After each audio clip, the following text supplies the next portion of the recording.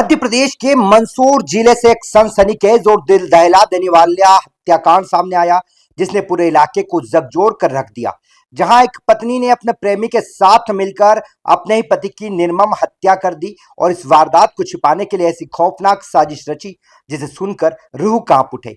बताया जा रहा है कि आरोपी प्रेमी पंकज चौधरी ने मृतक धनराज नाथ को बहाने से खेत पर बुलाया, जहां पहले उसका गला घोंटकर हत्या की गई और फिर शव को ठिकाने लगाने के लिए उसे जला दिया गया। इतना ही नहीं, आरोप है कि शव को टुकड़ों में काटकर मिट्टी में दफना दिया गया ताकि कोई सबूत न बचे।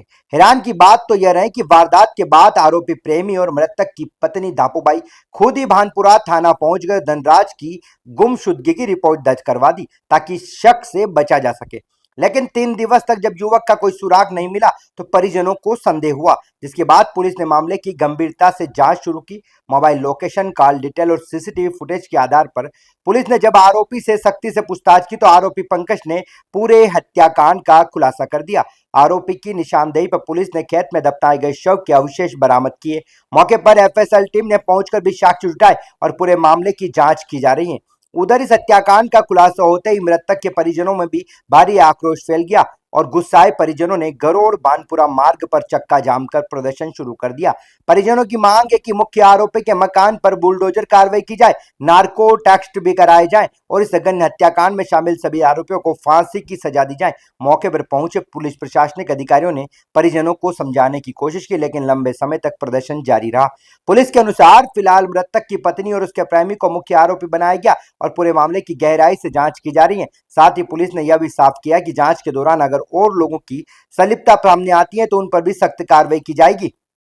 देखिए, भानपुरा के अंदर एक घटनाक्रम आया था जिसके अंदर पत्नी द्वारा और जो तथाकथित व्यक्ति है जिसके द्वारा वो मर्डर की घटना को कारित किया गया, इनके द्वारा थाने पे आके गुमशुदगी कराई गई थी, जिसमें कहा गया था कि जो पत्नी है उसका पति काफी टाइम से गायब है।